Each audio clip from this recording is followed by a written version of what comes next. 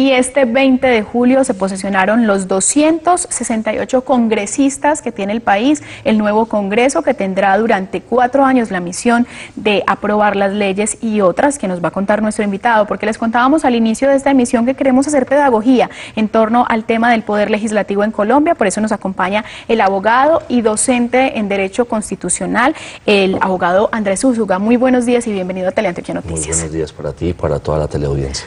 Antes que nada, yo creo que es bueno precisarle a la gente, porque muchos están ajenos al Congreso de la República. ¿Qué pasa? ¿Por qué la gente desconoce abiertamente las funciones del legislativo? Bueno, la verdad es que esto es un tema de cultura política, donde el propio gobierno, por medio de por el tema de la cátedra, de la educación, debería incentivar el conocimiento de la Constitución política, y en la Constitución están muy claras todas las funciones del Congreso y las diferencias entre Senado, Cámara, todas estas situaciones de detalle que cuando la gente va a elegir quién va a ser su legislador, quién va a crear las leyes de la República, quién va a ser el control político y adicionalmente a veces quién va a ser el juez de los altos dignatarios del Estado, pues deberían conocerlo un día como no solamente ese día, pero en días previos a hacer esa elección deberían al menos leer el tema de la Constitución, que está muy claro y está redactado precisamente para cualquier persona y no solamente para abogados. Abogados, si se trata de hacer pedagogía, lo que queremos es resolver las inquietudes de la gente y de la comunidad. Nosotros salimos a las calles a preguntarle cuáles son sus inquietudes con respecto al Congreso de la República. Aquí vamos con la pregunta y usted nos colabora para aclararle a nuestros televidentes. Creo que sí. Bueno, que nos cuenten qué es eso del Congreso y cómo funciona, pero más que todo, si realmente nos beneficia, ¿cierto? Si realmente hacen cosas por las comunidades. ¿Qué es? ¿Cómo funciona y si nos beneficia? Bueno, básicamente es una de las 3 ramas del poder público, que es la rama legislativa del poder. ¿Qué significa esto? Es quien da las directrices de cómo va a funcionar el Estado en Colombia, el Estado de Derecho en Colombia. Esto es, cómo le ponemos límites, porque el derecho es para eso, es para ponerle límites al poder y para organizar efectivamente cómo será la administración pública. Pero todas las comunidades, no solamente en Colombia, todas las comunidades que tienen un Estado de Derecho desde el punto de vista demoliberal en Occidente, pues tienen una rama legislativa del poder, que es quien hace las leyes, y esas leyes, pues efectivamente, como decía la señora que estaba preguntando, no solamente es que nos beneficie, o nos beneficia o nos afecta. En la medida en que lo hagan bien nos beneficiará, y en la medida que lo hagan mal, pues efectivamente todos los colombianos nos veremos afectados si hay una norma mal hecha, o si hay una norma que no pueda beneficiar a los ciudadanos, que para eso es que lo elegimos. Y cuando usted dice lo hagan bien o lo hagan mal, se refiere a los congresistas, que son los encargados de hacer efectivamente, ese trabajo. a los senadores y representantes. Exacto. A la Cámara, que fueron elegidos, los senadores con circunscripción nacional.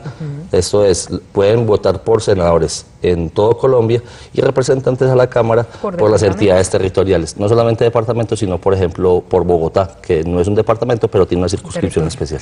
Un tema importante antes de ir a la siguiente pregunta: el control político es otro de las funciones, es otra de las funciones del Congreso de la República, fundamental. De hecho, es la más importante de todas. Yo creo que si hay que hacer pedagogía y si hay que hacer cultura política, es más importante hacer el control político que legislar. Aquí hemos entendido las cosas al revés a veces. Entonces miramos y medimos a los congresos, a los legisladores, por el número de leyes que hayan expedido. Y no, pues precisamente es más importante cómo se controla al Ejecutivo, y no solo al Ejecutivo, sino a los otros órganos del Estado, desde el legislador, que es los representantes del pueblo, que incluso hacer leyes, porque pues este país tiene infinidad de leyes, vamos en este momento casi en 2000 leyes después de la Constitución del 91, y la verdad es que el tema es cómo se aplican. Entonces, si yo hago la ley como legislador, pero no le exijo al Ejecutivo, no le exijo a la otra rama del poder que cumplan las leyes que hicimos todos los representantes del pueblo, pero entonces no va a servir para nada. Y en eso consistiría el tema del control político, es llamarlos al Congreso a pedirles la rendición de cuentas de cómo se están ejecutando esas leyes que se hicieron con todas las visiones del país. Andrés, son las 7:12, veamos cuáles son las otras inquietudes que tienen los antioqueños en la calle. Yo quisiera saber cuál es la función que cumple el Congreso de la República. Muy similar y muy cercano a lo que ya nos había muy básicamente es el control político, como lo acabamos de explicar, la elaboración de las leyes. Hay una que me parece muy importante y aprovechemos esta otra pregunta, La gente a veces cuando vota por Congreso de la República o cuando se instala como los días 20 de julio, no entiende que esos congresistas son el constituyente derivado. ¿Qué significa eso? Esa gente no solamente está encargada de hacer leyes, sino que también podrían modificar la Constitución, que eso es un tema de alto turmequé y es de mucha importancia, porque pues una ley tiene un nivel jerárquico un poco más bajo que la Constitución, pero modificar la Constitución implica que todo el ordenamiento jurídico se va a ver permeado por esa situación. Y adicionalmente, pues también, que es importante que lo sepa la ciudadanía, en algunas ocasiones el Congreso de la República actúa como juez o como fiscal y juez de las altas dignidades del Estado en su comisión de acusaciones de la Cámara de Representantes. Antes de que revisemos otra pregunta de nuestros televidentes, una respuesta con cifras. ¿Cuántas comisiones tiene el Senado y cuántas la Cámara? Hay 4 tipos de comisiones. Comisiones permanentes o constitucionales, comisiones legales, comisiones especiales y comisiones accidentales. Las que todo el mundo conoce cuando se pregunta así, ¿cuántas comisiones son? Es las permanentes o constitucionales. Hay 7 en Cámara y 7 en Senado. Tienen los mismos temas, ¿cierto? Pero a veces se diferencia porque la ley quinta, que es el reglamento orgánico del Congreso, pues dice, por ejemplo, en el tema de relaciones exteriores, primero se debate por Senado que por Cámara. Y en temas de impuestos, por ejemplo, primero por Cámara y después por Senado. Perfecto. Revisemos qué más dicen nuestros televidentes en la calle con respecto a las dudas del Congreso de la República. Estoy interesado en saber cómo los congresistas ejercen sus actividades a nivel público para que la gente sepa cuál es qué hacen ellos, cómo lo hacen y cuál es su función como representantes de nosotros ante el Congreso. Una pregunta muy similar, pero también que podemos ahondar en ella. Yo creo que hablemos un poquito de la logística y de cómo trabaja un congresista. La gente que trabaja en Bogotá o que es de Bogotá, pues allá mismo recibirán a sus electores o a sus conciudadanos que hayan hecho esos votos por ellos. Los que trabajan aquí en las regiones, donde estamos nosotros, por ejemplo, entonces básicamente los lunes hasta mediodía más o menos están acá, o en la tarde inclusive recibiendo a sus electores en las oficinas o en los despachos, o incluso recorriendo los fines de semana las subregiones para recoger las inquietudes que la gente tiene. El Congreso trabaja martes, miércoles y jueves, básicamente.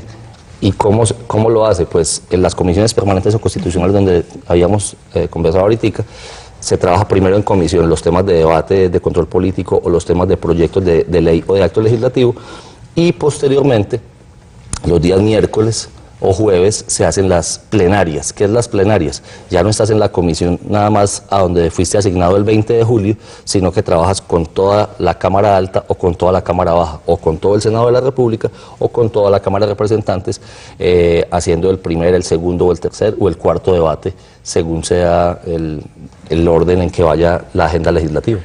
Ahí que nos habla de los debates, ¿cuántos debates son necesarios para que una ley sea aprobada para ir a sanción presidencial? Bueno, hay diferentes tipos de leyes. Una ley ordinaria, que es la más común, son 4 debates, 2 en comisión, en las 2 comisiones, tanto de Senado y de Cámara, y 2 en plenaria, como se los acaba de explicar. Esos son 4 debates. Sin embargo, hay leyes estatutarias que tienen una importancia mayor, que tienen un número de debates mayor, que son 8, como si fuera un acto legislativo, pero adicionalmente pues también habrá que mirar qué tipos de quórum y de mayorías se deben manejar en determinados tipos de leyes. Por ejemplo, las estatutarias, que tienen unos temas especiales como los derechos humanos y que deben ser tratadas con un rigor especial, y adicionalmente, si es una reforma a la Constitución como un acto legislativo, pues también tiene 8 debates, o sea, 2 rondas en Senado y 2 rondas en Cámara. Abogado, pues el tiempo se nos queda corto para conversar tantas cosas y dudas e inquietudes que tienen los ciudadanos con respecto al Congreso de la República. Usted muy juicioso trae su Constitución Política de Colombia, me imagino que no se separa de ella. Nunca me separo de ella. No la suelta.